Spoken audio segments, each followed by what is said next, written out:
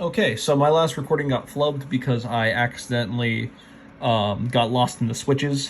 They look pretty, not that I'm indiscriminatory, but they look so similar. Regardless. So this is the comparator circuit being implemented onto our boards. I thought it was very cool, the behavioral method to using one of these, because I'm used to the ripple effects. So actually understanding this took me a little bit, but it's so cool to see how it functions, and I love how similar it is to the status register in an FSR and stuff, like with the flags and pinging and stuff. And I love how we use the XORs and whatnot to save time and just have just have answers ready to go. It's very, very unique. It really was a lot to digest at first, but it's a very, very cool circuit. So what's doing? First 5 switches for X, next 5 switches for Y. This is pinging 0, it's X minus Y. 0 minus 0 is 0.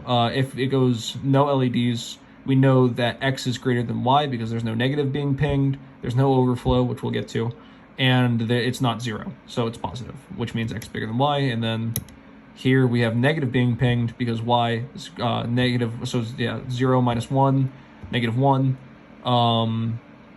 Yeah, so it's pinging the negative, so we know that Y is bigger. And then we can ping overflow by having either Y be negative and X be greater than or equal to the absolute value of Y, which was something I just kind of found out with messing around plugging at this thing. So right now, that was a negative. So they're equal to one another, Y is greater, and if X is greater than or equal to, we have issues. And then the same can be said for when X is negative.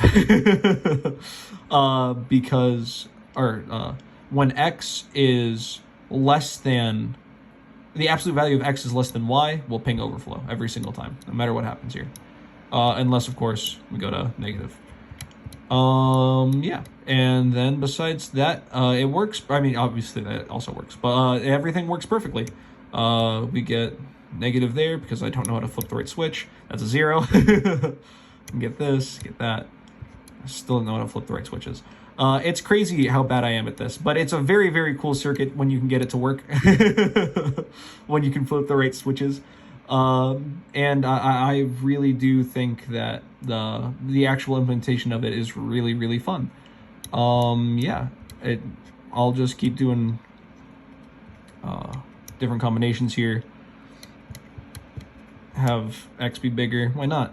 Any combination of X except for negative. That will just ping a negative. Yeah. This is the comparator circuit. I hope that this showed my understanding of it. I have like a whole page dedicated to different combinations of finding like the sum and the carry, like with the C of K plus 1 equation that you have in there. It's super, super unique and interesting. It was fun to go through. So like this one. Thank you for your time.